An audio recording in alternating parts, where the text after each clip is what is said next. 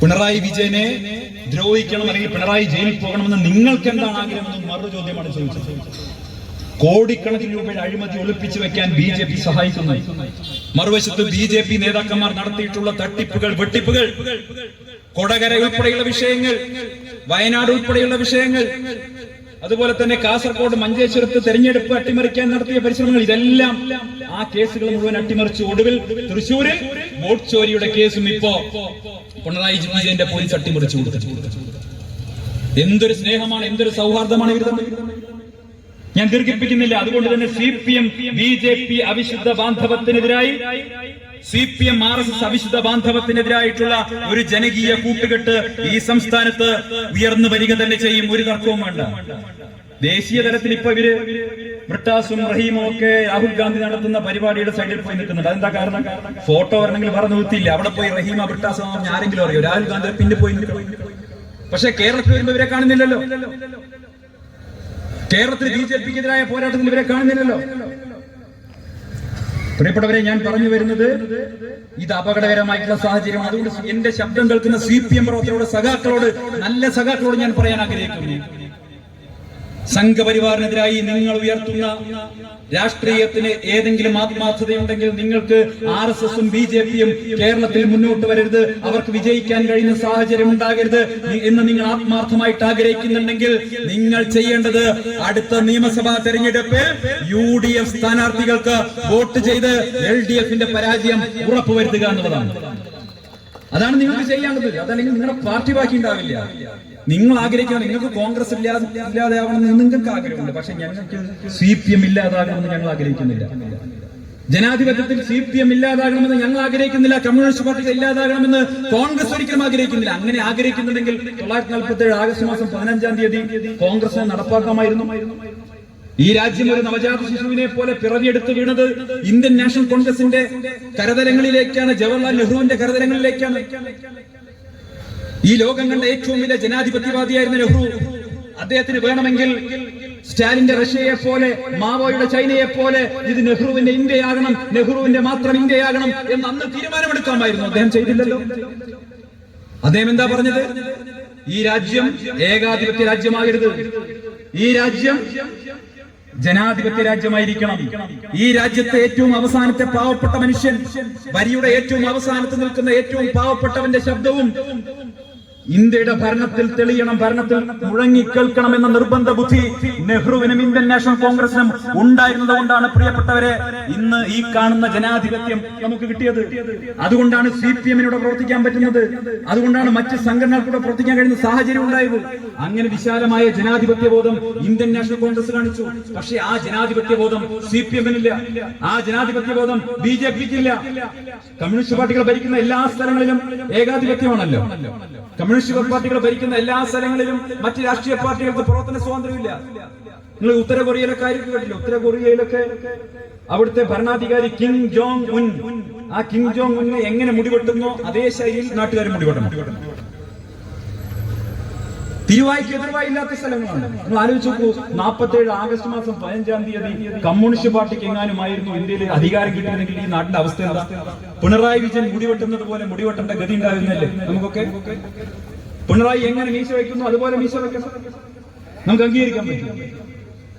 ഈ നാട്ടിൽ ഇഷ്ടമുള്ള ഭക്ഷണം കഴിക്കാൻ, ഇഷ്ടമുള്ള വസ്ത്രം ധരിക്കാൻ, ഇഷ്ടമുള്ള ഭാഷ പറയാൻ, ഇഷ്ടമുള്ള മതത്തെ വിശ്വസിക്കുന്ന മതം പ്രചരിപ്പിക്കാൻ, അങ്ങനെ ലോകത്തെ ഏറ്റവും ഉദാരമായിട്ടുള്ള, ഏറ്റവും സെക്യുലർ ആയിട്ടുള്ള, ഏറ്റവും തുല്യതയാർന്ന, എല്ലാവർക്കും വോട്ടവകാശമുള്ള ഒരു മനോഹരമായ ഭരണഘടന. ആ ഭരണഘടനയാണ് നമ്മുടെ ശക്തി. ആ ഭരണഘടന സംരക്ഷിക്കാൻ വേണ്ടി രാഹുൽ ഗാന്ധി മുന്നോട്ട് പോകുമ്പോ അതിനോട് കൂടെ നടക്കാത്തയാളാണ് കേരളത്തിന്റെ മുഖ്യമന്ത്രി. അതിന് പിന്തുണ പ്രഖ്യാപിക്കാത്തയാളാണ് കേരളത്തിന്റെ മുഖ്യമന്ത്രി. പ്രിയപ്പെട്ടവരെ, ഞാൻ ദീർഘിപ്പിക്കുന്നില്ല. അതുകൊണ്ട് തന്നെ ഞാൻ പറയാൻ ആഗ്രഹിക്കുന്നു, ഈ രാജ്യം അത് എന്നേക്കുമായിട്ട് BJPയുടെ കൈപ്പിടിയിലാകുമെന്ന് ആർക്കെങ്കിലും തെറ്റിദ്ധാരണയുണ്ടെങ്കിൽ അത് വേണ്ട. കാരണം ഈ രാജ്യത്ത് ജനാധിപത്യത്തിന് ശക്തിയുണ്ട്. ആ ശക്തി എന്ന് പറയുന്നത് നിസ്തർക്കമായിട്ടുള്ള ശക്തിയാണ്, ജനങ്ങളുടെ ശക്തിയാണ് ഏറ്റവും വലുത്. ജനങ്ങൾക്ക് BJPയെ വെറുത്തു കഴിഞ്ഞു. BJP എന്നത് ഊതി വീർപ്പിച്ചൊരു ബലൂൺ മാത്രമാണ്, ഊതി വീർപ്പിച്ചൊരു ബലൂണാണ്. ആ ബലൂൺ ഏത് നിമിഷവും ഒരു സൂചി കൊണ്ട് ഇന്ത്യൻ നാഷണൽ കോൺഗ്രസ് കുത്തിപ്പൊട്ടിക്കും എന്നുള്ള കാര്യത്തിൽ ഒരു സംശയവും വേണ്ട. ഇന്ത്യ മുന്നണി കുത്തിപ്പൊട്ടിക്കും. ബീഹാർ തെരഞ്ഞെടുപ്പ് വരാൻ പോകണം, നമുക്ക് കാണാം. ഈ രാജ്യത്ത് വലിയൊരു മാറ്റത്തിന് പരിവർത്തനത്തിന് നാന്തി കുറിച്ചിരിക്കുന്നു. അതാണ് വോട്ടധികാര യാത്ര നമ്മൾ കണ്ടത്. ഞാൻ അതുകൊണ്ട് ദീർഘിപ്പിക്കുന്നില്ല പ്രിയപ്പെട്ടവരെ. രാഹുൽ ഗാന്ധി നടത്തുന്ന ഈ രാജ്യത്തെ ജനാധിപത്യത്തെ വീണ്ടെടുക്കാനുള്ള, ഭരണഘടനയെ സംരക്ഷിക്കാനുള്ള പോരാട്ടത്തിന് നമുക്കേവർക്കും പിന്തുണ കൊടുക്കേണ്ടതുണ്ട്. ആ പിന്തുണ നമുക്ക് ഈ സമയത്ത് ആവർത്തിച്ചു പറയേണ്ടതുണ്ട്, പ്രഖ്യാപിക്കേണ്ടതുണ്ട് എന്ന് മാത്രം നിങ്ങളോട് പറഞ്ഞുകൊണ്ട് ഇന്ന് ഈ ജാഥയ്ക്ക് എന്റെ കൂടെ പങ്കെടുത്ത എന്റെ എല്ലാ പ്രിയപ്പെട്ട സഹപ്രവർത്തകർക്കും അഭിവാദ്യങ്ങൾ നേർന്നുകൊണ്ട് ഞാൻ അവസാനിപ്പിക്കുന്നു. ഒരിക്കൽ കൂടി തവനൂരിന്റെ MLA യോട് പറയുന്നു, വ്യക്തിവിദ്വേഷവും വർഗീയ പ്രചരണവും അവസാനിപ്പിച്ചുകൊണ്ട് ജനങ്ങൾ ഉയർത്തുന്ന, UDF ഉയർത്തുന്ന ആക്ഷേപങ്ങൾക്ക്, ഗുരുതരമായിട്ടുള്ള ആരോപണങ്ങൾക്ക് മറുപടി പറയാൻ നിങ്ങൾക്ക് നട്ടെല്ലുണ്ടോ മിസ്റ്റർ ജലീൽ എന്ന് ഈ വേദിയിൽ വെച്ച് ഒരിക്കൽ കൂടി തവനൂരിന്റെ MLA യോട് ചോദിച്ചുകൊണ്ട് ഞാൻ എന്റെ വാക്കുകൾക്ക് വിരാമിടുന്നു. ജയ് ഹിന്ദ്, ജയ് UDF.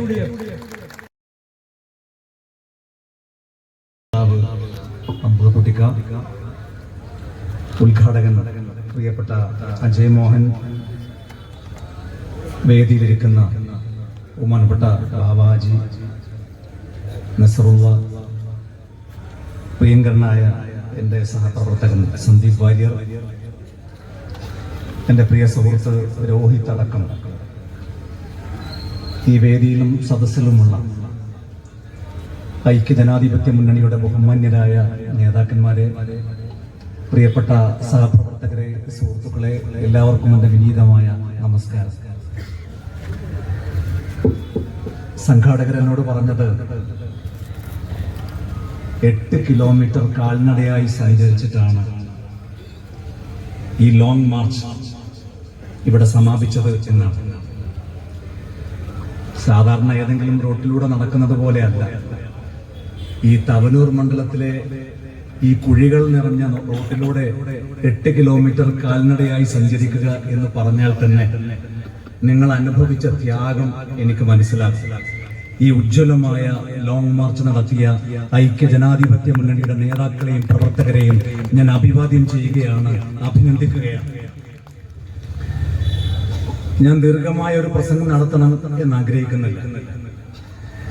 പ്രിയപ്പെട്ട സന്ദീപ് വാര്യർ ഇവിടെ വിശദമായി സംസാരിച്ചു. സന്ദീപ് വാര്യരെ കുറിച്ച് പറയുമ്പോൾ, കഴിഞ്ഞ ദിവസം സന്ദീപ് വാര്യരെ കുറിച്ച് ഈ നിയോജകമണ്ഡലത്തിന്റെ MLA അദ്ദേഹത്തിന്റെ പഴയ കാലങ്ങളെ കുറിച്ച് പറഞ്ഞിട്ടാണ് അദ്ദേഹത്തെ ആക്ഷേപിച്ചത്. അദ്ദേഹം സംഘപരിവാർ ആലയത്തിൽ നിൽക്കുമ്പോൾ പറഞ്ഞ കാര്യങ്ങളെ സംബന്ധിച്ചും പറയാത്ത കാര്യങ്ങളെ സംബന്ധിച്ചും സന്ദീപ് വാര്യരെ കുറിച്ച് ആക്ഷേപങ്ങൾ ഉന്നയിച്ചു. ഞാൻ ചോദിക്കുന്നത്, ശബരിമലയിലെ സ്ത്രീ പ്രവേശനവുമായി ബന്ധപ്പെട്ട് കേരളത്തിൽ ഇടതുപക്ഷ ജനാധിപത്യ മുന്നണി ഒരു വനിതാ മതിൽ നടത്തി. ആ വനിതാ മതിൽ നടത്തിയപ്പോ കേരളത്തിൽ നിന്ന് ബാബരി മസ്ജിദ് പൊളിക്കാൻ വേണ്ടി പോയി ബാബരി മസ്ജിദ് പൊളിക്കുന്നതിൽ പങ്കെടുത്ത കർസേവകനായ, ബാബരി മസ്ജിദിന്റെ അവശിഷ്ടങ്ങൾ എന്റെ വീട്ടിൽ ഞാൻ സൂക്ഷിച്ചിട്ടുണ്ട് എന്ന് അഭിമാനത്തോടുകൂടി പറയുന്ന സുഗതനെ കൺവീനറാക്കിയപ്പോ ഈ തവനൂരിലെ MLA പറഞ്ഞത് സുഗതൻ ഖലീഫ ഉമറാണ്. ഖലീഫ ഉമർ. ആ സുഗതൻ അന്നും സംഘപരിവാറാണ്, ആ സുഗതൻ ഇന്നും സംഘപരിവാറാണ്. എന്നാൽ വെറുപ്പിന്റെ കൂടാരത്തിൽ നിന്ന് സ്നേഹത്തിന്റെ കടയിലേക്ക് കടന്നു വന്നവനാണ് ഈ പ്രിയങ്കരനായ സന്ദീപ് വാര്യരെ കുറിച്ച് CPM-ന്റെ സമുന്നതനായ നേതാവ് AK ബാലൻ പറഞ്ഞത് ക്രിസ്റ്റൽ ക്ലിയർ ആണെന്നാണ്. എന്നോടിപ്പോ സന്ദീപ് വാര്യർ ചോദിച്ചു, നിങ്ങളുടെ സ്ഥാപനത്തെ കുറിച്ച്, നിങ്ങൾ എതിരാളിയെ കുറിച്ച് എങ്ങനെയാണ് നിങ്ങൾ ഇങ്ങനെ പ്രൊമോഷൻ നൽകുന്നത്? ഇത് എവിടുന്ന് കിട്ടി ഈ ആശയം? ഞാൻ പറയുന്നു, ഈ ആശയം ഞാൻ പഠിച്ചത് സന്ദീപ് വാര്യരിൽ നിന്നാണ്. എതിരാളിയുടെ കയ്യിൽ നിന്ന് ക്രിസ്റ്റൽ ക്ലിയർ എന്ന ആശയം എന്ന സർട്ടിഫിക്കറ്റ് കരസ്ഥമാക്കി ഐക്യജനാധിപത്യ മുന്നണിയിലേക്ക്, ഇന്ത്യൻ നാഷണൽ കോൺഗ്രസിലേക്ക് കടന്നു വന്ന പ്രിയങ്കരനായ സന്ദീപ് വാര്യർ. പക്ഷെ ഒരു കാര്യം ഞാൻ പറയാം, CPM ക്രിസ്റ്റൽ ക്ലിയർ എന്ന സർട്ടിഫിക്കറ്റ് നൽകിയാലും ശരി, നൽകിയില്ലെങ്കിലും ശരി, കേരളത്തിലെ ജനങ്ങൾ സന്ദീപ് വാര്യർക്ക് ക്രിസ്റ്റൽ ക്ലിയർ എന്ന സർട്ടിഫിക്കറ്റ് നൽകി കഴിഞ്ഞിരിക്കുന്നു. ഒരു സംശയം വേണ്ട. കഴിഞ്ഞ നാളുകളിൽ അദ്ദേഹത്തിന്റെ പ്രവർത്തനങ്ങൾ കണ്ടാൽ അതാരും നൽകും. പ്രിയമുള്ളവരെ, ഞാൻ കഴിഞ്ഞ കുറെ നാളുകളായി മലയാളം സർവകലാശാലയുടെ അഴിമതിയുമായി ബന്ധപ്പെട്ട് മാധ്യമങ്ങളെ കാണുന്നു, ജനങ്ങളെ കാണുന്നു. അപ്പോഴാണ് അബ്ദുള്ള കുട്ടിക്കാരും നസറുള്ള സാഹിബൊക്കെ എന്നെ തവനൂരിലെ പരിപാടിക്ക് ക്ഷണിക്കുന്നു. അപ്പൊ ഞാൻ മലയാള സർവകലാശാലയുടെ അഴിമതിയുമായി ബന്ധപ്പെട്ട കാര്യങ്ങൾ വിശദീകരിക്കാം എന്ന് വിചാരിച്ചിട്ടാണ് ഇവിടെ വന്നത്. ഇവിടെ വന്നപ്പോ പട പേടിച്ച് പന്തളത്ത് ചെന്നപ്പോ പന്തം കൊളുത്തി പട എന്ന് പറഞ്ഞപ്പോ ആശാൻ അതിലും വലിയ അഴിമതിയാണ് ഈ നിയോജനത്തിൽ നടത്തിയിരിക്കുന്നത്. ചമ്രവട്ടം റെഗുലേറ്റർ കം ബ്രിഡ്ജുമായി ബന്ധപ്പെട്ട അഴിമതിയെ സംബന്ധിച്ച് ഇവിടെയുള്ള ആളുകൾ പറയുന്നത്. എന്തെങ്കിലും ഉടായ്പ ഈ ആശാൻ കാണിച്ചാൽ ഉടനെ ഖുർആൻ എടുത്ത് ഉയർത്തി കാണിക്കും. ഇപ്പോൾ സന്ദീപ് വാര്യർ പറഞ്ഞതുപോലെ മീശമാധവൻ എന്തെങ്കിലും സാധനം നോക്കി മീശ പിരിച്ചാൽ ആ സാധനം അടിച്ചു മാറ്റും എന്നതുപോലെ ഇയാൾ അടിച്ചു മാറ്റി കഴിഞ്ഞാലാണ് ഖുർആൻ പൊക്കുക. ഖുർആൻ പൊക്കിയാൽ ഉറപ്പിക്കാം ഇയാൾ എന്തെങ്കിലും അടിച്ചു മാറ്റിയിട്ടുണ്ട്. ഈ നാട്ടിലെ സാധാരണക്കാരന് നികുതി പണം അടിച്ചു മാറ്റിയിട്ടുണ്ട്. ഞാൻ ഈ മലയാള സർവകലാശാലയുടെ അഴിമതിയുമായി ബന്ധപ്പെട്ട കാര്യങ്ങൾ പറയുമ്പോഴല്ലേ ഒരുപാട് അഴിമതികൾ ആളുകളെ ഇങ്ങനെ വിളിച്ചു പറയാൻ തുടങ്ങിയത്. ഞാൻ ഈ മലയാള സർവകലാശാലയുടെ അഴിമതിയുടെ പുറകെ പോകാനുള്ള കാരണം എന്താണ്?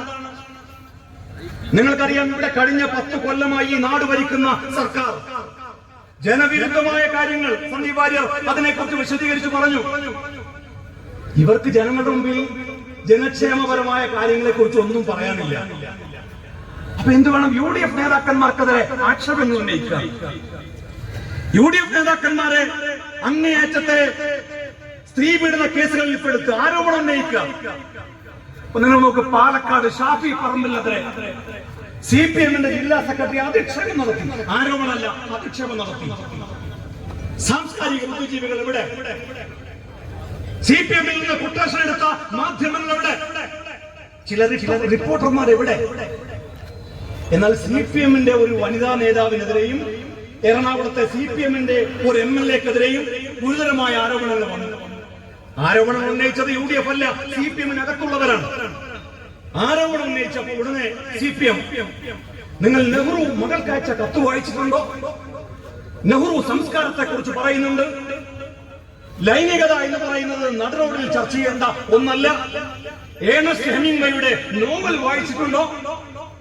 ഇതൊക്കെയാണ് CPM-ലെ നേതാക്കന്മാർക്കെതിരെ ആരോപണം ഉയർന്നപ്പോൾ ചില മാധ്യമങ്ങൾ CPM നേതാക്കന്മാർ നാടുനീളെ പറയുന്നത്. മാത്രമല്ല, ഈ ആരോപണം ഉന്നയിച്ച ഇത് വാർത്തയാക്കിയ VS അച്യുതാനന്ദന്റെ മുൻ പ്രൈവറ്റ് സെക്രട്ടറി KM ഷാജഹാനെ ജയിലടക്കാൻ നോക്കിയില്ലേ? അവസാന കോടതി ഇടപെട്ട് ഒരു ദിവസം പോലും KM ഷാജഹാനെ ജയിലടക്കാൻ പറ്റില്ല എന്ന് പറഞ്ഞപ്പോഴല്ലേ അദ്ദേഹത്തെ ജയിലിൽ പോകുന്നത്, അദ്ദേഹം വീട്ടിലേക്ക് പോയത്. അദ്ദേഹത്തിന്റെ മകനെ കസ്റ്റഡിയിൽ എടുക്കാൻ നോക്കിയില്ലേ? അദ്ദേഹത്തിന്റെ മകന്റെ ലാപ്ടോപ്പ് കസ്റ്റഡിയിൽ എടുത്തില്ലേ?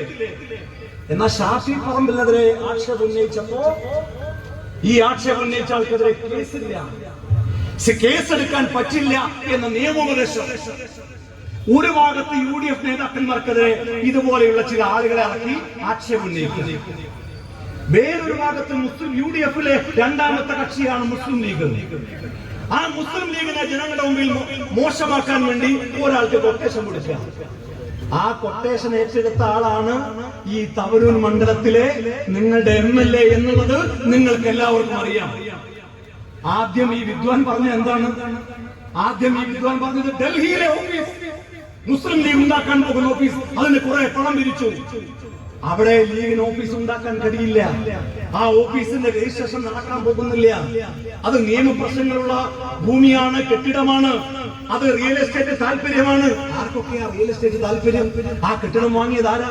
PK കുഞ്ഞാലിക്കുട്ടി സാഹിബ്, ET മുഹമ്മദ് ബഷീർ സാഹിബ്, അബ്ദുൽ വഹാബ് സാഹിബ്, ഇവർക്കൊക്കെയാണോ റിയൽ എസ്റ്റേറ്റ് താല്പര്യം? അവസാനം ഇക്കഴിഞ്ഞ മാസം കേരളത്തിലെ പാർട്ടിയുടെ അധ്യക്ഷൻ പാണക്കാട് സയ്യിദ് സാദിഖ് അലി ശിഹാബ് തങ്ങൾ അതിമനോഹരമായ ആ ഓഫീസിന്റെ ഉദ്ഘാടന കർമ്മം നിർവഹിച്ചപ്പോ ഈ വിദ്വാൻ വന്നിട്ട് പറയാണ്, ഞാൻ പറഞ്ഞിട്ടാണ് മുസ്ലിം ലീഗ് ഓഫീസ് ഡൽഹിയിൽ ഉണ്ടാക്കിയത്. നിങ്ങൾ ആലോചിച്ചു നോക്കൂ, ഉളുപ്പില്ലാത്തൊരു ചങ്ങാതി. ഈ ചങ്ങാതി പറയണം, ഞാൻ പറഞ്ഞിട്ടാണ് ഡൽഹിയിൽ ലീഗ് ഓഫീസ്, ഞാൻ പറഞ്ഞില്ലെങ്കിൽ ഡൽഹിയിൽ ലീഗ് ഓഫീസ് ഉണ്ടാക്കൂല. എന്നോട് അയക്കൂറുള്ള നമ്മുടെ സുഹൃത്തുണ്ട് സഫറുള്ള പറഞ്ഞു, മലപ്പുറം MSP-യുടെ മുമ്പിൽ ഒരു കുഞ്ഞായിണ്ടായിരുന്നു. പുള്ളിക്ക് മാനസികമായി ചില തകരാറുള്ള ആളാണ്. ഈ കുഞ്ഞായിന് MSP ഗ്രൗണ്ടിന് മുമ്പിൽ നിൽക്കും. അപ്പൊ MSP ഗ്രൗണ്ടിൽ പട്ടാളം ഇങ്ങനെ കവാത്ത് നടത്തുകയാണ്.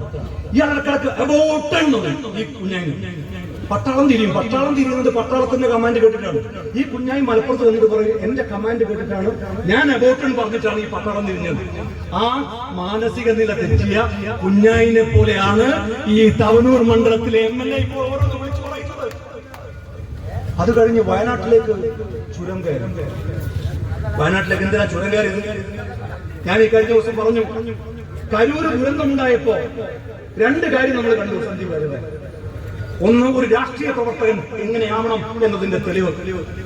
മറ്റൊന്ന്, ഒരു പൊതുപ്രവർത്തകൻ എങ്ങനെയാവാൻ പാടില്ല എന്നതിന്റെ തെളിവ്. ഈ ദുരന്തമുണ്ടായി എന്നറിഞ്ഞപ്പോൾ ഡൽഹിയിൽ നിന്ന് ജ്യോതിമണി MP, കരൂരിലെ ഇന്ത്യൻ നാഷണൽ കോൺഗ്രസ് MP, വിമാനം പിടിക്കാൻ വേണ്ടി എയർപോർട്ടിലേക്ക് ഒരു ഓട്ടം, ഒരു ബാഗും പിടിച്ചിട്ട് പോലീസുകാരൊക്കെ തട്ടി മാറ്റിയിട്ട് ഒരു ഒറ്റോട്ടനകത്തേക്ക് എത്രയും പെട്ടെന്ന് കരൂരിലെത്തണം എന്നാണ്. ഒരു പൊതുപ്രവർത്തകൻ എങ്ങനെയാകണം എന്ന് ജ്യോതിമണി ഈ രാജ്യത്തിന് കാണിച്ചു തന്നു. എന്നാൽ ഈ ദുരന്തമുണ്ടായപ്പോ ആ നിമിഷം അവിടെ ഓടി രക്ഷപ്പെട്ടു സിനിമാ നടനായ, ആ മരണത്തിന്റെ ഉത്തരവാദിയായ, ആ റാലി സംഘടിപ്പിച്ച വിജയ്. വീട്ടിൽ പോയി കിടന്നു, AC-യിൽ കിടന്നുറങ്ങിയായിരുന്നു വിജയ്. സമാനമായ ഒരു സംഭവം കേരളത്തിലുണ്ടായി. എന്താ സംഭവം? വയനാട്ടിൽ ദുരന്തമുണ്ടായപ്പോ നൂറുകണക്കിന് ആളുകൾ ആ ഉരുൾപൊട്ടലിൽ കൊല്ലപ്പെട്ടപ്പോ അവിടെ കോടിയെത്തിയ നേതാവിന്റെ പേരാണ് ഐക്യജനാധിപത്യ മുന്നണിയുടെ പ്രിയങ്കരനായ നേതാവ് പാണക്കാട് സയ്യിദ് സാദിഖ് അലി ശിഹാബ് തങ്ങൾ. UDF-ന്റെ മറ്റു നേതാക്കന്മാർ, കോൺഗ്രസ് നേതാക്കന്മാർ, എത്ര നേതാക്കന്മാരാണ് അവിടെ കൂടിയെത്തിയത്? രാഷ്ട്രീയം മറന്ന്, ജാതി മറന്ന്, മതം മറന്ന് ആളുകൾ മുഴുവൻ വയനാട്ടിലേക്ക് ഓടിപ്പോയി. ഒരു പൊതുപ്രവർത്തകൻ എങ്ങനെയാകണമെന്ന് ആ രാഷ്ട്രീയക്കാർ നമുക്ക് കാണിച്ചു തന്നു. എന്നാൽ കഴിഞ്ഞ ഒരു കൊല്ലമായി വയനാട്ടിലേക്ക് കയറാതെ ആദ്യമായി ചുരം കയറി വയനാട്ടുകാരുടെ വീട് മുടക്കാൻ വേണ്ടി ചുരം കയറിയ വ്യക്തിയുടെ പേരാണ് ഈ തവനൂർ മണ്ഡലത്തിന്റെ MLA, ഈ മണ്ഡലത്തിൽ നിന്ന് വോട്ട് ചെയ്ത വോട്ടർമാർക്ക് അപമാനമായി മാറിയ ശ്രീ KT ജലീൽ. ഒരു കൊല്ലമായി ആ ചുരം കയറിയിട്ടില്ല അദ്ദേഹം. ഇവിടെയുള്ള എത്ര ആൾക്കാർ ആ ചുരം കയറിയിട്ടുണ്ട് ആ ദുരന്ത സ്ഥലം കാണാൻ വേണ്ടി? നിങ്ങളിൽ പലരും പോയതല്ലേ? കഴിഞ്ഞ ഒരു കൊല്ലമായി അവിടേക്ക് കയറിയിട്ടില്ല. അപ്പോഴാണ് ഈ വിദ്വാൻ അവിടേക്ക് കയറിയത്. എന്തെന്നറിയോ? ഒരു കൊല്ലം കഴിഞ്ഞിട്ട് ആ വീട് മുടക്കാൻ, അത് തോട്ടഭൂമിയാണ്, അവിടെ വീട് പണി നടക്കാൻ പോകുന്നില്ല. അതുകൊണ്ട് ആരെങ്കിലും സർക്കാരിന്റെ കയ്യിൽ നിന്ന് 15 ലക്ഷം രൂപ വാങ്ങിയിട്ടുണ്ടെങ്കിൽ അവരൊക്കെ തിരികെ കൊടുക്കണം, എന്നിട്ട് സർക്കാരിന്റെ പദ്ധതിയിലേക്ക് കയറണം. ഇതായിരുന്നു ഈ തവനൂർ മണ്ഡലത്തിലെ MLA-യുടെ ആവശ്യം. എന്നാൽ അവര് പറഞ്ഞു, ഞങ്ങൾക്ക് ദുരന്തമുണ്ടായപ്പോ, ഞങ്ങൾക്കൊരു പ്രയാസമുണ്ടായപ്പോ ഞങ്ങളുടെ കൂടെ നിന്നവരാണ് ഐക്യജനാധിപത്യ മുന്നണിയും ഇന്ത്യൻ നാഷണൽ കോൺഗ്രസും ഇന്ത്യൻ യൂണിയൻ മുസ്ലിം ലീഗും. അവരൊരു പദ്ധതി പ്രഖ്യാപിച്ചാൽ ആ പദ്ധതിയിലല്ലാതെ ഞങ്ങൾ മറ്റൊരു പദ്ധതിയിലേക്കും ഇല്ല എന്ന് ആ നാട്ടിലെ ജനങ്ങൾ ഒന്നടങ്കം പ്രഖ്യാപിച്ചു. അപ്പോഴാണ് ഈ വയനാട്ടിലെ ദുരന്തഭൂമിയിൽ ദുരന്തത്തിൽപ്പെട്ട ആളുകൾക്ക് വീട് നിർമ്മിക്കാൻ വേണ്ടി മുസ്ലിം ലീഗ് ഏറ്റെടുത്ത ഭൂമിയെ കുറിച്ച് കള്ളപ്രചരണം നടത്തിയപ്പോഴാണ്, അത് തോട്ടഭൂമിയാണ്, അവിടെ നിർമ്മാണം നടക്കില്ല, അത് കുറഞ്ഞ വിലയുടെ ഭൂമി ഉയർന്ന വിലക്ക് വാങ്ങിയതാണ് എന്ന് ഈ വിദ്വാൻ ആക്ഷേപിച്ചപ്പോഴാണ് ഞാൻ വേറൊരു ഭൂമിയുടെ പുറകെ പോയത്. ഈ മലയാള സർവകലാശാലയുടെ ഭൂമി കച്ചവടവുമായി ബന്ധപ്പെട്ട് നടന്നിട്ടുള്ള അഴിമതിയെ സംബന്ധിച്ച് ഞാൻ അന്വേഷണം നടത്തിയത്. ഞാൻ ഈ ഭൂമി വിറ്റ കുറെ സാധുക്കളുണ്ട്, കുറെ നമ്പൂതിരിമാർ. അവരുടെ കയ്യിൽ നിന്നാണ് ഈ ഇടതുപക്ഷ സ്ഥാനാർത്ഥിയായ ലില്ലീസ് ഗഫൂറും അതിന്റെ സഹോദരന്മാരും മന്ത്രി V. അബ്ദുറഹ്മാന്റെ സഹോദരന്മാരുടെ മക്കളുമൊക്കെ ഭൂമി വാങ്ങിക്കൂട്ടിയത്. ഭൂമി വിറ്റവർ പാവപ്പെട്ട നമ്പൂതിരിമാർ, ഒരു മൊയ്തീൻ കുട്ടിയാജി, ഒരു പാവപ്പെട്ട ഉമ്മ. ഞാൻ അവരുടെയൊക്കെ അടുത്തുപോയി അവരോട് നിങ്ങൾ എത്ര വിലക്കാണ് ഈ ഭൂമി വിറ്റത് എന്ന് ചോദിച്ചു. അപ്പൊ അവര് പറഞ്ഞു 2000 രൂപക്കാണ് വിറ്റത്. ഒരാൾ പറഞ്ഞു 15,000 രൂപക്കാണ് വിറ്റത്. ഒരാൾ പറഞ്ഞു 35,000 രൂപക്കാണ് വിറ്റത്. ഒരാൾ പറഞ്ഞു 40,000 രൂപക്കാണ് വിറ്റത്. ഞാൻ എല്ലാവരെയും പറഞ്ഞു, ഏറ്റവും ചെറിയ വില 2,000, ഏറ്റവും ഉയർന്ന വില 40,000. ഈ ഭൂമി എത്രക്കാണ് ഈ ലില്ലീസ് ഗഫൂറും കൂട്ടരും മന്ത്രി അബ്ദുറഹ്മാന്റെ സഹോദരന്മാരുടെ മക്കളും സർക്കാരിന് കൈമാറിയത്? 1,60,000 രൂപ. ഈ അഴിമതിയുടെ കഥ ഞാൻ വിളിച്ചു പറഞ്ഞപ്പോ എന്നെ മദ്യനിരോധന സമിതിയുടെ പ്രവർത്തകർ വിളിച്ചു. എന്നിട്ട് അവര് പറയാണ്, നിങ്ങൾ പറഞ്ഞത് മാത്രമല്ല ഈ വിദ്വാൻ നടത്തിയ അഴിമതി. അദ്ദേഹം തദ്ദേശ മന്ത്രിയായിരുന്ന സമയത്ത് ബാർ മുതലാളിമാരുടെ കയ്യിൽ നിന്നും പണം വാങ്ങിയിട്ടുണ്ട്. ഞാൻ ഞെട്ടിപ്പോയി. ഞാൻ ലില്ലീസ് ഗഫൂറിന്റെ കയ്യിൽ നിന്നും അബ്ദുറഹ്മാന്റെ സഹോദരന്മാരുടെ മക്കളുടെ കയ്യിൽ നിന്നൊക്കെ പണം വാങ്ങിയിട്ടുണ്ടാകും എന്ന് നമുക്കൊക്കെ അറിയാം. പക്ഷെ ബാർ മുതലാളിമാരുടെ കയ്യിൽ നിന്ന് പണം വാങ്ങിയ ഈ മദ്യനിരോധന സമിതിയുടെ പ്രവർത്തകന്മാർ എന്നോട് പറഞ്ഞു, ഐക്യജനാധിപത്യ മുന്നണി ഉമ്മൻചാണ്ടി കേരളം ഭരിക്കുന്ന സമയത്ത് ഇത് പഞ്ചായത്തിന്റെ പേരെന്താ, കാലടി പഞ്ചായത്ത്. ഈ കാലടി പഞ്ചായത്തിൽ ഒരു ബാർ തുറക്കണമെങ്കിൽ ഈ കാലടി പഞ്ചായത്തിന്റെ ഭരണസമിതിയുടെ അംഗീകാരം വേണമായിരുന്നു.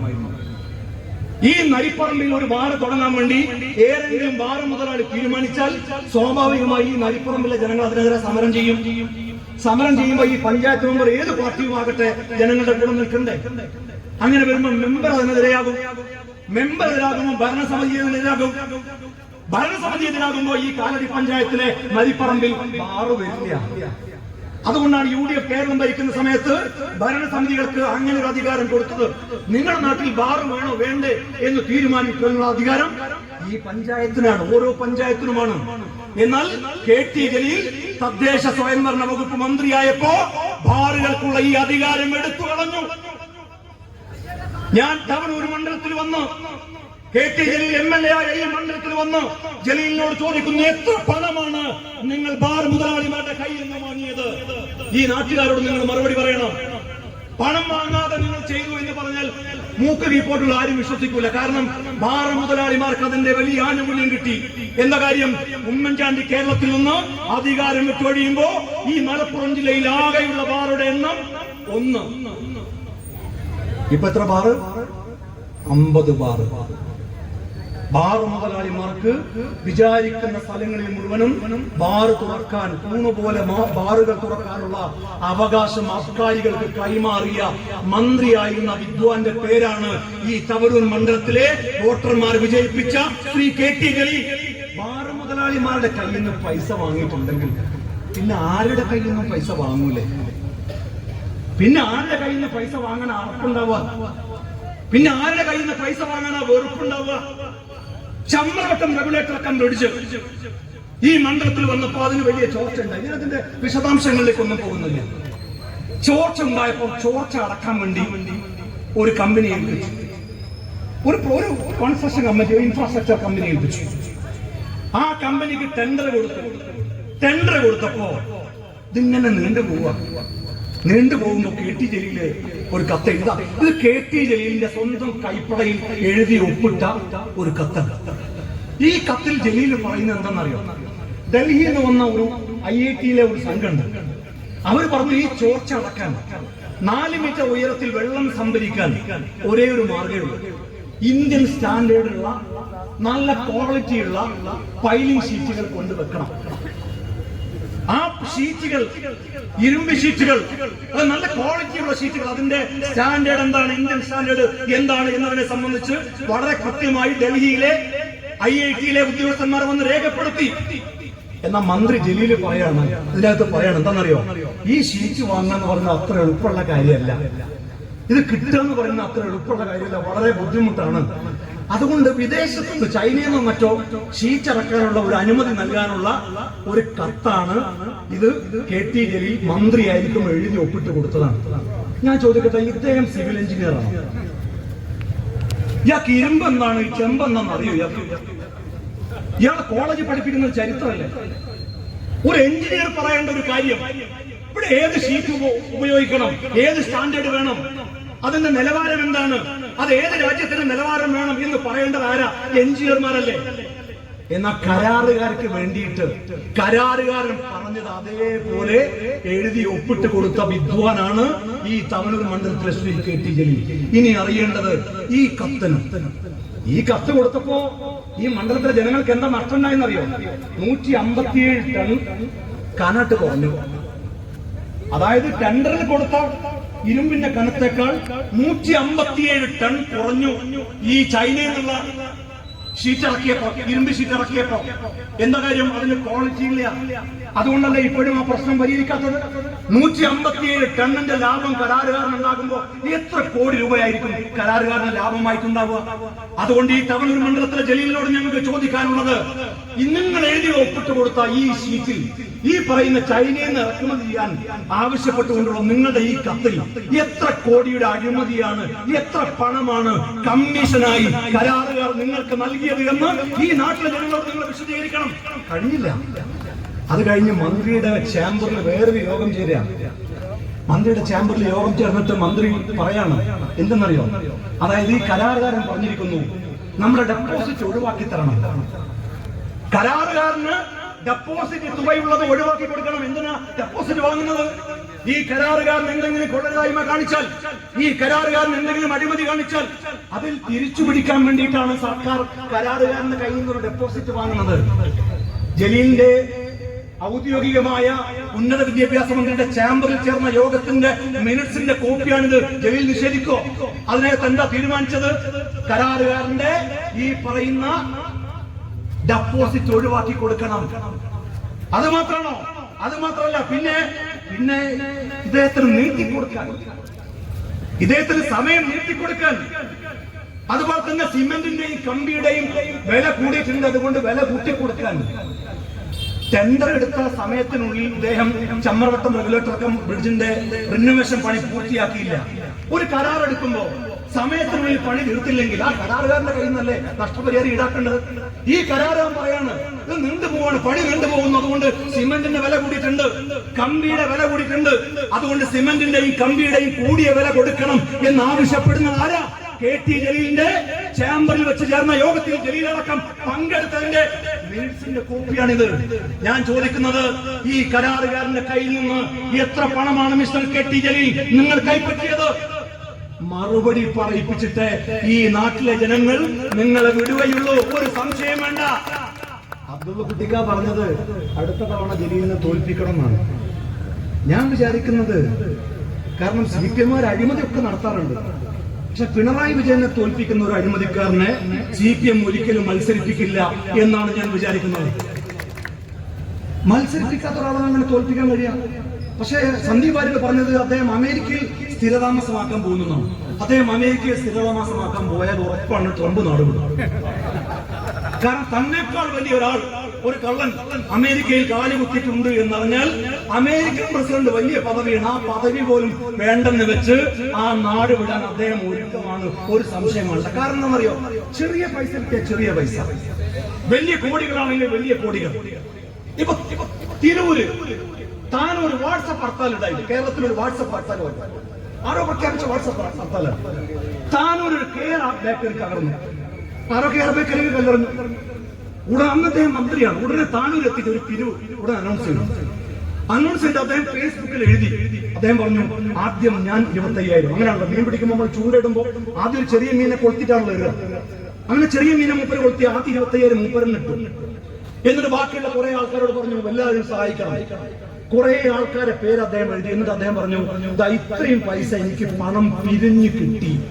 ഫേസ്ബുക്കിൽ KT ജലീലിന്റെ പോസ്റ്റാണ്, ഇപ്പോഴും അദ്ദേഹം അത് വായിച്ചിട്ടില്ല. ഈ പ്രസംഗം കേട്ടത് അദ്ദേഹം വായിക്കുമെന്ന് എനിക്ക് അറിയില്ല. ഫേസ്ബുക്കിൽ ഇപ്പോഴും ഞാൻ ഇങ്ങോട്ട് വരുമ്പോഴുണ്ട്. അദ്ദേഹത്തിന് കിട്ടിയ കുറെ ആൾക്കാരെ കണക്ക് അതിൽ മന്ത്രി അബ്ദുറഹ്മാൻ മാത്രമാണ് 1 ലക്ഷം ഓഫർ ചെയ്തത്. ബാക്കിയൊക്കെ പണം പിരിഞ്ഞു കിട്ടി എന്ന് പറഞ്ഞിട്ട് ഓരോ ആൾക്കാരെ പേര് എഴുതിയിട്ടുണ്ട്. ഞാനത് കഴിഞ്ഞ യുവജനയാത്രയുടെ സമയത്ത് താനൂർ വെച്ച് ഈ കണക്ക് പറഞ്ഞു. ഈ പൈസ എന്ത് ചെയ്തു? കെയർ ബേക്കറി നവീകരിച്ചിട്ടില്ല, ഒരൊറ്റ കടയും നവീകരിച്ചിട്ടില്ല. ഈ പൈസ എന്ത്? കുറച്ച് പൈസ ലക്ഷങ്ങളേ ഉള്ളൂ. ഈ പൈസ എന്ത് ചെയ്തു? അപ്പൊ ഉടനെ അദ്ദേഹത്തിന്റെ ഫേസ്ബുക്ക് പോസ്റ്റ് ഖുർആൻ ഉയർത്തിപ്പിടിച്ച് പറയുന്നു, ഞാൻ ഒറ്റ പൈസയും എടുത്തിട്ടില്ല, പൈസയൊന്നും പിരിഞ്ഞു കിട്ടിയിട്ടില്ല, ഓഫറുകൾ മാത്രമായിരുന്നു. അതെങ്ങനെയാണ് പിരിഞ്ഞു കിട്ടിയെന്ന് ഫേസ്ബുക്കിൽ എഴുതിയത്? എങ്ങനെയാണ് ഓഫറുകൾ മാത്രമാവുക? അപ്പൊ ഞാൻ പറഞ്ഞു പിരിഞ്ഞു കിട്ടി എന്നാണ് പറഞ്ഞത്. അപ്പോൾ ഉടനെ അദ്ദേഹം പറയാണ് ആ കുറച്ച് പൈസ കിട്ടിയിട്ടുണ്ട്, ആ പൈസ ഞാൻ അബ്ദുറഹ്മാന് കൊടുത്തിട്ടുണ്ട്, അബ്ദുറഹ്മാൻ അവിടെ ഒരു വീടുണ്ടാക്കാൻ വേണ്ടിയിട്ട് അത് ചെലവഴിച്ചിട്ടുണ്ട്, അത് ഞാൻ പൈസ വാങ്ങിയ ആൾക്കാരോടൊക്കെ പറഞ്ഞിട്ടുണ്ട്. നമ്മളിത് പറഞ്ഞിട്ടില്ലെങ്കിൽ ഇങ്ങനൊരു ഞൊണ്ടിന്യായം പറയോ അദ്ദേഹം? നമ്മളിങ്ങനെ ആക്ഷേപം അത് ഞാൻ പറഞ്ഞു എന്താണെന്നറിയോ, 25,000 ആണ് 25,000, 1 ലക്ഷമാണ് 1 ലക്ഷം. കിട്ടുന്ന പൈസ മുഴുവൻ അടിച്ചു മാറ്റുന്ന ആളുകളാണ് വ്യവസ്ഥാപിതമായി പാർട്ടി പ്രവർത്തനം നടത്തുന്ന ഇന്ത്യൻ യൂണിയൻ മുസ്ലിം ലീഗിന്റെയും UDFന്റെയും ഫണ്ട് കളക്ഷൻ ആക്ഷേപിക്കുന്നത്. ഒരു കയ്യിൽ ഖുർആൻ, വേറൊരു കയ്യിൽ ഒരു കീറിയ മുണ്ട്. ആ കീറിയ മുണ്ട് ഉയർത്തി കഴിഞ്ഞ് മുണ്ട് പൊക്കി കാണിക്കുന്ന പരിപാടിയാണല്ലോ ഇപ്പൊ കുറച്ചു ദിവസമായിട്ട്. ഒരു കിളി പോയ അവസ്ഥ. അപ്പൊ ഞാൻ ഏതെങ്കിലും ഒരു സ്ഥാപനത്തിൽ കയറിയാൽ ആ സ്ഥാപനത്തിന്റെ ഫോട്ടോ എടുത്തത് ഫിറോസിന്റെ സ്ഥാപനമാണോ? മറുപടി പറയണം. നമ്മൾ എത്ര സ്ഥാപനത്തിൽ കയറും? നമുക്ക് ബിസിനസ്സുകാരായ എത്ര സുഹൃത്തുക്കൾ ഉണ്ടാവും? ദുബായിൽ കഫ്റ്റീരിയ നടത്തുന്ന, കഫ്റ്റീരിയ എന്ന് പറഞ്ഞാൽ ചെറിയൊരു ചായ കച്ചവടക്കാരൻ, ഒരു ചെറിയ ചായ കച്ചവടക്കാരൻ എന്റെ സുഹൃത്താണ്, മൂപ്പരുടെ ഫോട്ടോ ഇട്ടു. ദുബായിൽ വലിയ ബിസിനസ് സാമ്രാജ്യമുള്ള ഈ പൈസക്കാരനെ ഫിറോസിന് അറിയുമോ? ആ മൂപ്പരനെ വിളിച്ചിട്ട് പറഞ്ഞു, ഞാൻ നാട്ടിലൊക്കെ സാമ്പത്തികമായി വലിയ ബുദ്ധിമുട്ടിലാണെന്നാണ് ആളുകളുടെ പ്രചരണം. പൈസക്കാരെന്ന് പറഞ്ഞുകൊണ്ട് വലിയ സന്തോഷമായി, വലിയ ബാധ്യത ഒന്നും ഇല്ല എന്നാണ് ഇപ്പൊ ആളുകളുടെ ധാരണ. നന്നായി എന്ന് പറഞ്ഞു. അപ്പൊ ഞാൻ ചോദിച്ചു, നിങ്ങൾ തന്നെ വിളിച്ച് പറഞ്ഞതാണോ അത് ജലീലിനെ? അള്ളാണെ ഞാൻ പറഞ്ഞതല്ല കേട്ടോ ഒന്നും പറയാം. സാധുവാണ്, അത്രയ്ക്ക് സാധുവാണ്. കുറെ നാൾ പറഞ്ഞു ഫിറോസിന് കൂലിയും വേലയില്ല. ഇവ ഫിറോസിന് കൂലിയുണ്ട്, ഫിറോസിന് വേലയുണ്ട്. എന്തൊക്കെ ആക്ഷേപമാണ്. ദുബായിൽ 5 ലക്ഷം ശമ്പളം. ഞാൻ തന്നെ ഞെട്ടി. ഞാനൊരു തമാശക്ക് ഞാൻ പറഞ്ഞു, നമ്മളെ എതിരാളി നമ്മളെ ഇങ്ങനെ പുകഴ്ത്തുകയാണെങ്കിൽ പുകഴ്ത്തട്ടെ, നല്ലതല്ലേ, നമുക്ക് ഒന്നുമില്ല എന്ന് പറഞ്ഞാൽ ആരും കൊണ്ടപ്പെടുമല്ലോ അനിവാര്യത. എന്നാ പിന്നെ പറയട്ടെ, അതൊന്നും നമ്മുടെ എതിരാളിയല്ലേ പറയുന്നത്. 2 ദിവസം കഴിഞ്ഞപ്പോൾ ഭാര്യ എന്നോട് ചോദിക്കുക, അല്ല ശരിക്കും നിങ്ങൾക്ക് 5 ലക്ഷം കിട്ടുന്നുണ്ടോ? ഇത് വീടൊന്ന് പെയിന്റ് അടിക്കാൻ പറഞ്ഞിട്ട് എത്ര കൊല്ലായി, നിങ്ങളത് പെയിന്റ് അടിക്കുന്ന പോലും ഇല്ലല്ലോ. അപ്പൊ എനിക്ക് മനസ്സിലായി ഇത് സംഗതി പ്രശ്നം. അത് സമ്മതിച്ചാല് ബാവാജി ഇവിടെ ഇരിക്കുന്നുണ്ട്, ദുബായ് വിസ ഉള്ള ആളാണ്. ദുബായിൽ ഒരു വിസ ഉണ്ടാവാൻ എന്തൊക്കെ കോൺട്രാക്ട് വന്നു. അതൊക്കെ സാങ്കേതികമായ നടപടിക്രമല്ലേ. ഇതും പൊക്കി കാണിച്ചു. ഇനി 5 ലക്ഷം എനിക്ക് കിട്ടുന്നു വിചാരിക്കാം, ഇയാൾക്ക് എന്താ കുഴപ്പം? ഈ നാട്ടിലെ നികുതി പണമല്ലേ ഇവർ അടിച്ചു മാറ്റുന്നത്. ഈ മലയാള സർവകലാശാലയുടെ ഭൂമി നിങ്ങൾ 1,60,000 രൂപക്കല്ലേ? നിങ്ങൾക്ക് ആകെ വന്ന ചെലവ് എത്രയാ? 2.5 കോടി. എത്ര സർക്കാർ കൊടുത്തത്? 17,65 ലക്ഷം രൂപ. ഈ 17,65 ലക്ഷം രൂപ 15 കോടി ഈ നാട്ടിലെ സാധാരണക്കാരന് നികുതി പണല്ലേ. അത് ആർക്കാ കിട്ടിയത്? ലില്ലീസ് ഗഫൂറിന്. ഗഫൂറിന് ആരാ ലില്ലീസ് ഗഫൂർ? കഴിഞ്ഞ തിരൂരിൽ 2 തവണ ഇടതുപക്ഷ സ്ഥാനാർത്ഥിയായി മത്സരിച്ച ആള്. ഞാൻ ലില്ലീസ് ഗഫൂറിനെ കുറിച്ച് പറയുമ്പോ ജലീലിന് ഓർമ്മയില്ല. ഗഫൂറിന്റെ സഹോദരന്മാരെ കുറിച്ച് ചോദിക്കുമ്പോ ഓർമ്മയില്ല. അബ്ദുറഹ്മാന്റെ ബന്ധുക്കളെ കുറിച്ച് ചോദിക്കുമ്പോ ഓർമ്മയില്ല. മൂപ്പർക്ക് ഇപ്പൊ പഴയ കാല ഓർമ്മ, ബാലരമ വായിച്ച ഓർമ്മ. മായാവി, കുട്ടൂസൻ, ഡാഗിനി. മലയാള സർവകലാശാലയെ കുറിച്ച് ചോദിക്കുമ്പോ അദ്ദേഹം പറയാണ് അത് UDFന്റെ കാലത്താണ്, ഞങ്ങളല്ല.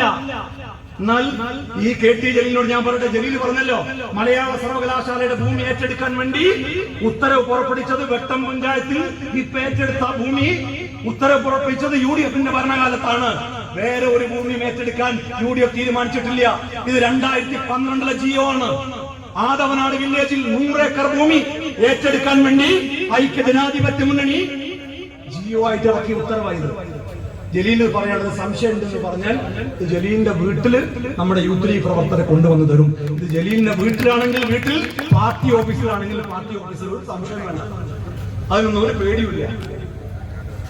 നമ്മള് അന്ന് മലയാള സർവകലാശാലയുടെ ഭൂമി ഏറ്റെടുക്കാൻ വേണ്ടി നമ്മൾ കൊണ്ടുവന്ന ആളുകൾ സർവകലാശാല. അന്ന് ഏതൊക്കെ ഭൂമിയാണ് ഏറ്റെടുക്കേണ്ടത്? ആളുകൾ പറയുന്ന ഭൂമിയൊക്കെ ഏറ്റെടുക്കാൻ നമ്മൾ ജിയോ ഇറക്കി. ആരവനാട്ട ഭൂമി, അതുപോലെ തന്നെ വെട്ടം വില്ലേജിലെ മറ്റൊരു 30 ഏക്കർ ബെഞ്ച് മാർക്കിന്റെ ഭൂമി, ഇപ്പൊ ഏറ്റെടുത്തിരിക്കുന്ന ഭൂമി, അതിനൊക്കെ നമ്മൾ ഏറ്റെടുക്കാനുള്ള നടപടിക്രമങ്ങൾ ആരംഭിക്കാൻ ജിയോ ഇറക്കി. എന്താ കാര്യം? നടപടിക്രമങ്ങൾ തുടങ്ങാൻ വേണ്ടിയിട്ടാണ്. ഭൂമി ഏറ്റെടുക്കാൻ നയപരമായ ഒരു തീരുമാനം എടുത്തിട്ടില്ല. എന്നാൽ ആ തീരുമാനം എടുത്തത് എപ്പോഴാണ്? അത് ഇടതുപക്ഷം അധികാരത്തിൽ വന്നതിന് ശേഷം 2016 കേരളത്തിൽ ഇടതുപക്ഷം അധികാരത്തിൽ വന്നതിന് ശേഷം. ഇനി ഞാൻ പറയട്ടെ, 2017 ജില്ലാ കലക്ടർ ഉന്നത വിദ്യാഭ്യാസ മന്ത്രിക്ക് അയച്ചൊരു കത്താണ്. ഈ കത്തിൽ പറയുന്നുണ്ട്, ഞങ്ങൾ നെഗോഷിയേറ്റ് ചെയ്ത് 1,60,000 തീരുമാനിച്ചിട്ടുണ്ട്. പക്ഷേ അതേപറ്റി അറിയാം, നമ്മൾ കഴിഞ്ഞ ദിവസം ചർച്ച ചെയ്താണ്. 1,60,000 നെഗോഷിയേറ്റ് ചെയ്ത് ഞങ്ങൾ തീരുമാനിച്ചതാണ്. സർക്കാർ 1,60,000 എടുക്കാൻ തയ്യാറല്ല എങ്കിൽ ലാൻഡ് അക്വിസിഷൻ ആക്ട് പ്രകാരം 98,000 രൂപക്ക് ഈ ഭൂമി നമുക്ക് ഏറ്റെടുക്കാം. അതിന്റെ അടിസ്ഥാന വില 42,000 നമുക്ക് പരമാവധി വില ലാൻഡ് അക്വിസിഷൻ ആക്ട് പ്രകാരം 98,000 രൂപക്ക് നമുക്ക് ഏറ്റെടുക്കാം. 98,000 ഏറ്റെടുക്കണമോ 1,60,000 ഏറ്റെടുക്കാമോ സർക്കാർ തീരുമാനിക്കണം എന്നാവശ്യപ്പെട്ടുകൊണ്ട് ജില്ലാ കലക്ടർ ഉന്നത വിദ്യാഭ്യാസ മന്ത്രിക്ക് അയച്ച കത്താണ്. അത് 2017 അന്ന് KT ജലീൽ ഉന്നത വിദ്യാഭ്യാസ മന്ത്രി അല്ല, പക്ഷേ അന്ന് രവീന്ദ്രനാഥാണ് ഉന്നത വിദ്യാഭ്യാസ മന്ത്രി. CPM-കാരനായ ഉന്നത വിദ്യാഭ്യാസ മന്ത്രി ആയിരുന്ന രവീന്ദ്രനാഥ് പറഞ്ഞു, ഈ ഭൂമി ഏറ്റെടുക്കണ്ട, 1,60,000 രൂപക്ക് ഈ ഭൂമി ഏറ്റെടുക്കണ്ട.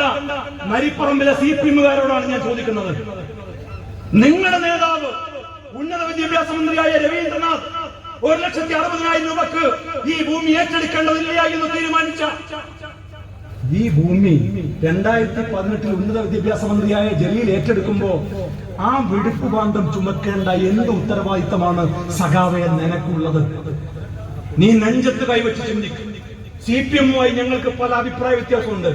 പക്ഷെ നിങ്ങളുടെ രവീന്ദ്രനാഥ് 2017 വേണ്ടെന്ന് വെച്ച, ഏറ്റെടുക്കണ്ട എന്ന് തീരുമാനിച്ച ഈ ഭൂമിയാണ് ഉന്നത വിദ്യാഭ്യാസ വകുപ്പ് ചോദിച്ചു വാങ്ങി 2018 ഈ മണ്ഡലത്തിലെ ജലീല് ആ വകുപ്പ് ഏറ്റുവാങ്ങിയിട്ട് ഈ ഉത്തരവിൽ ഒപ്പുവെക്കുന്നത്. സഖാവ്, നീ എത്ര തല്ല് പോകുന്നതാണ്, നീ എത്ര സമരത്തിൽ പങ്കെടുക്കുന്നതാണ്. എന്ന ഇലക്ഷന്റെ ഒരു 6 മാസം മുമ്പ് ലീഗിനെതിരെ കുറെ ആക്ഷേപം ഉന്നയിക്കുക, ലീഗ് നേതാക്കന്മാർക്കെതിരെ UDF നേതാക്കന്മാർക്കെതിരെ കുറെ ആക്ഷേപം ഉന്നയിക്കുക. CPM-ന് വേണ്ടി ആകെ ജലീലിന് ഒരു ജോലി എന്ന് പറഞ്ഞാൽ CPM എന്തെങ്കിലും ഒരു ജാഥ നയിക്കും. സന്ദീപ് കാസർഗോഡ് നിന്ന് തിരുവനന്തപുരത്തേക്ക് ഒന്നുകിൽ പിണറായി വിജയൻ അല്ലെങ്കിൽ ഗോവിന്ദ മാഷ്, അങ്ങനെ 5 കൊല്ലം കൂടുമ്പോൾ ഒരു ജാഥ ഉണ്ടാവും. അദ്ദേഹം ആകെ ചെയ്യേണ്ട പണി ഏതെങ്കിലും ഒരു കടയിൽ കയറി ഒരു നിസ്കാരപ്പായ വാങ്ങുക, ഒരു മുസല്ല, എന്നിട്ട് ആ ജാഥയെ കൂടുക. എന്നിട്ട് ഏതെങ്കിലും ജാഥ പോകുന്ന വഴിയിൽ ഏതെങ്കിലും ഒരു മുസല്ല ഇട്ടിട്ട് നിസ്കരിക്കാതിന്റെ ഫോട്ടോ ഇടുക, ഫേസ്ബുക്കിലിടുക.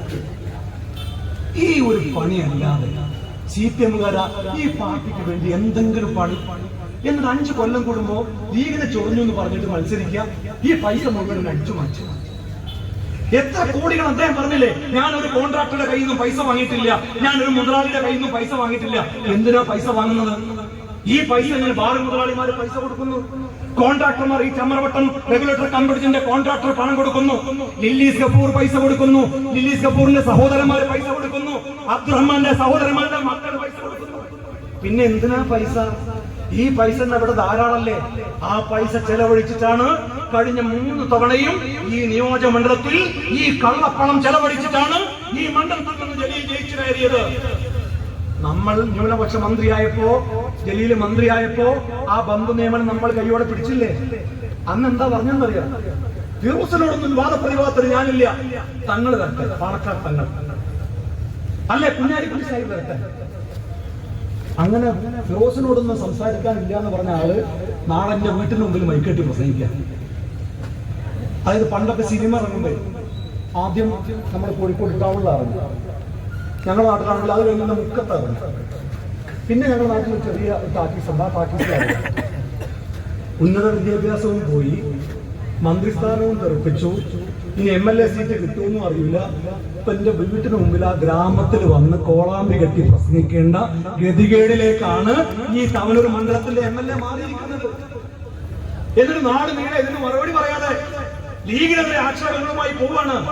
ഞാൻ ഒരു കാര്യം ഉറപ്പിച്ചു പറയാം, ഉന്നത വിദ്യാഭ്യാസ മന്ത്രിയുടെ കസേരയിൽ നിന്ന്, ന്യൂനപക്ഷ ക്ഷേമ വകുപ്പ് മന്ത്രിയുടെ കസേരയിൽ നിന്ന് രാജിവെപ്പിക്കാൻ ഐക്യജനാധിപത്യ മുന്നണിക്ക് കഴിഞ്ഞിട്ടുണ്ട് എങ്കിൽ ഈ അഴിമതിക്ക് മറുപടി പറയിപ്പിക്കാനും ഐക്യജനാധിപത്യ മുന്നണിക്ക് ഉണ്ട് എന്ന് ഈ നാട്ടുകാരെ സാക്ഷി നിർത്തി ഞാൻ പറയാം.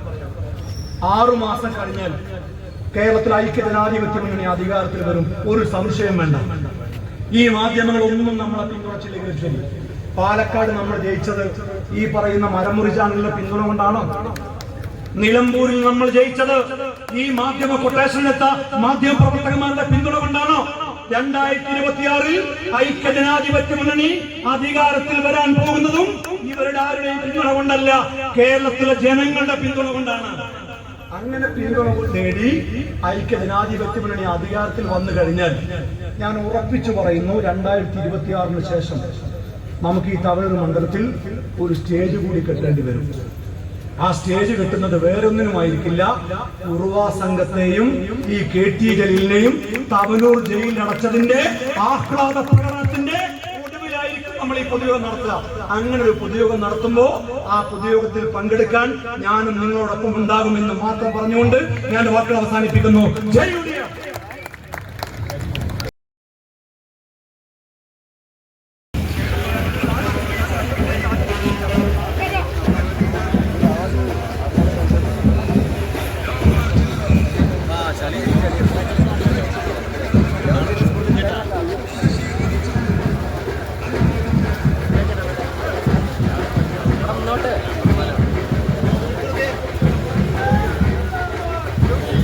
Zindabad!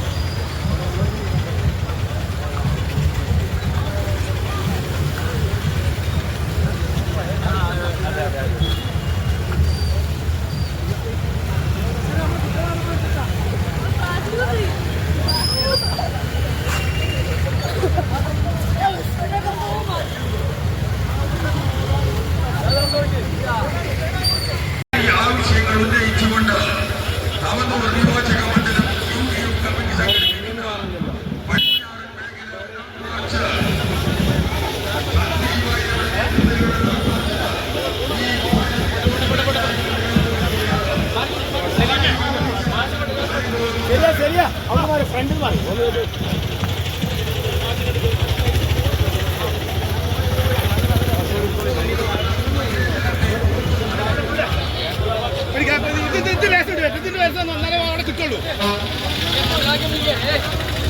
ആ വരുന്ന ഫോട്ടോ എടുക്കാൻ വേണ്ടത്